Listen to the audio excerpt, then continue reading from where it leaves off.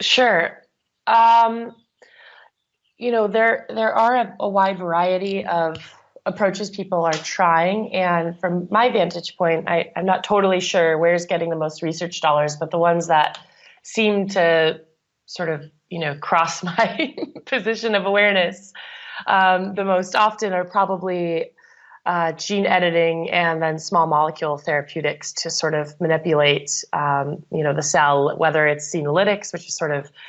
being able to cause cells that are in senescence to die and sort of like clear away damaged or unused material to make room for material in your body that is functioning and is sort of active and participating in your biology, for lack of a better description. And ultimately, all of our cells and organs and everything is really governed by our DNA sequence and structure and regulation. And so being able to manipulate that DNA sequence is sort of the gene editing piece, where if we are able to move the function of something into a direction that we like,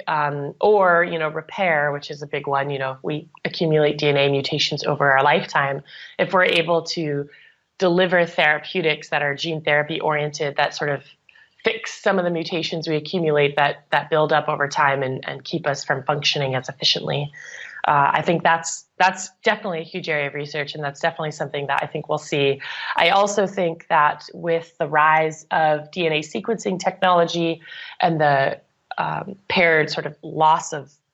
decrease in cost of having DNA sequencing done, we're also going to have a huge rise of this like wealth of data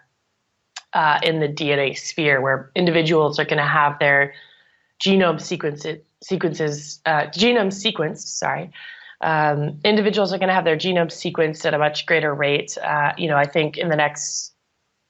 maybe 20 years, we're going to start seeing that as a standard of care for a lot of young people, maybe even kids as part of their childhood checkups. And so we're just going to have a lot more information. And with that information, we're going to be able to guide a lot more manipulation to our sort of natural state, if you will. And both in the context of gene editing, but then also in the ways that sort of DNA is regulated and molecules within the cell are orchestrated to carry out functions. And there was just a recent publication that came out in the journal Science of really interesting work done by David Sinclair, who's a big researcher in the longevity field, which was more of I don't know if small molecule approach is the right characterization, but he identified a new sort of team of proteins and molecules that functions to bind to DNA and help sort of maintain the cell in its best state for functioning or not, and that's sort of one of the big things in the longevity field is you get these cells that sort of get built up of mutations and these things are happening and then they just kind of sit there and they're not really functioning and they're gunky and that's not really good for us. And if we can find a way to kind of clear away material that's not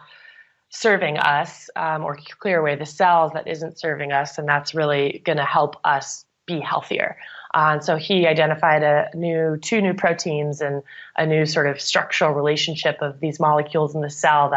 that will enable us to do that. So I think that area, which isn't directly, obviously, gene editing, but it is the relationship between the DNA in the cell and other molecules in the cell. And it's sort of this, this idea of clearance and having a highly functioning, machine, if you will, if the cell is a machine. I mean, it's like your car. You take it in to get it fixed up and cleaned out, and sometimes when the pipes get clogged and stuff, it's just not working as well. So we're no different in that respect. And I think those two things are really going to be important, manipulating the DNA and then sort of clearing away that unwanted buildup of material that happens as we age.